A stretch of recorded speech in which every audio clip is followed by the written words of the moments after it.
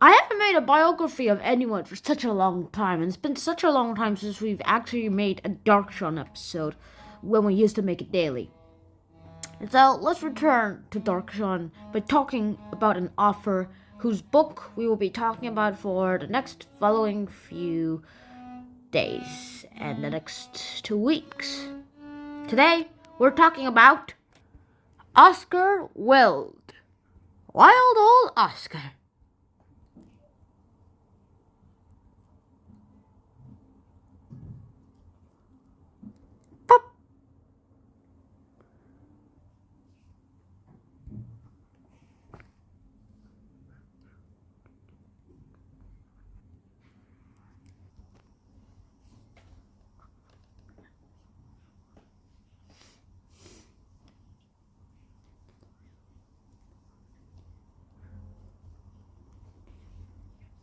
Alright, let's get this video started. This is Oscar Wilde, and this is his handwriting. Not that I'm pretty impressive, I know, but I guess that'll do. Oscar Wilde was born on October 16th of 1854 in Dublin, Ireland.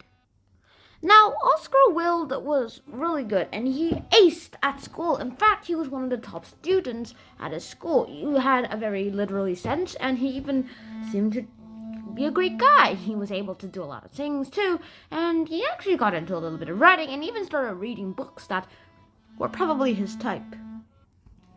He went to Trinity College in Dublin, which is one of the best schools back then, and then he even went to Magdalen College in Oxford. And he even got high grades and passed with a great degree of literature, obviously. And then he decided that he would become a writer, a poet, and a playwright. First of all, his plays weren't that successful at first because he is a new guy. And then after writing a few plays, he finally got a successful one. And then you might even have heard of a little bit of work, and there's so much about his plays that there is. Now here are some examples, including selected poems by Oscar Wilde. And he was actually starting to have terrible luck, because by this time, he was already married with a woman. And then he was starting to have affairs with a man. And by affairs, I actually mean by, I think you'll recognize the symbol on the screen. Most of us would probably resist it by saying, ew, or disgusting, or something like that. Well, I will agree with that, but it's not like my opinion's gonna change anything. Stick figure mode, please. Bing! What you're looking at? You're acting as if you've never seen a stick figure before. Here, I'll help you. Actually, you know what? I need someone to change the slides. Here's your laptop. Anyways, we left off by talking about his homosexuality, which today we will be calling LGBTQ, which stands for lesbian, gay, and a lot of other initials too.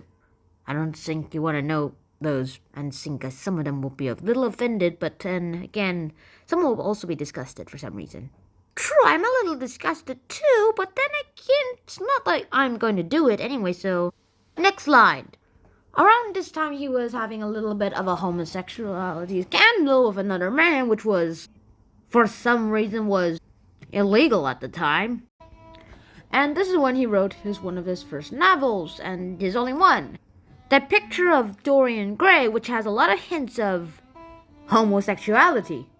So what's the story about anyway? I would spoil it for you, but for the next couple of days and for the next 2 weeks, we're going to be discussing the plot and summary of The Picture of Dorian Gray. So I'll just give a rough outline. There's this man who drew the guy named Dorian Gray, and when Dorian sees the little portrait that was created of him, he asked that this portrait would age instead of him. He would even sell his soul for it. And because of abracadabra magic, that wish comes true. Dorian Gray stays young and youthful at the age of 20, while the portrait ages instead of him. The thing is,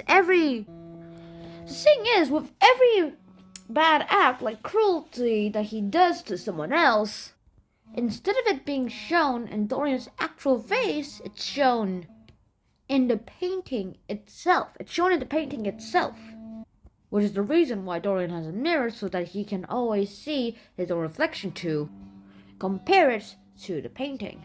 Then, after a while of doing all those scandals, he destroys the ugly painting, which in turn makes him kill himself instead.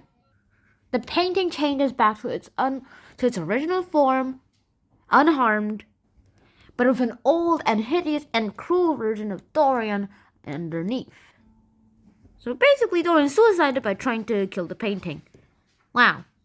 Servants find him like this, and the only way they identify him as Dorian Gray is for those 3 rings on his finger. And that's Dorian Gray. Now let's get back to Oscar Wilde's life. By now, the homosexuality didn't actually just concern the person he was having a scandal with, his parents, but also his own parents, which led to a trial of Oscar Wilde, which found him guilty and sent to jail. He was eventually released, of course, but by then, most of his possessions were sold. The income that he used to get from his good plays weren't coming anymore because they weren't produced. Well, that's exactly it, but at least according to a little newspaper article that I found, that was exactly what that was. And now, in exile and changing his name to Sebastian, because in honor of a monk, in honor of someone very important to him and his religion, he died in Paris, France on November 30th of 1900 at the age of 46. Keep the laptop.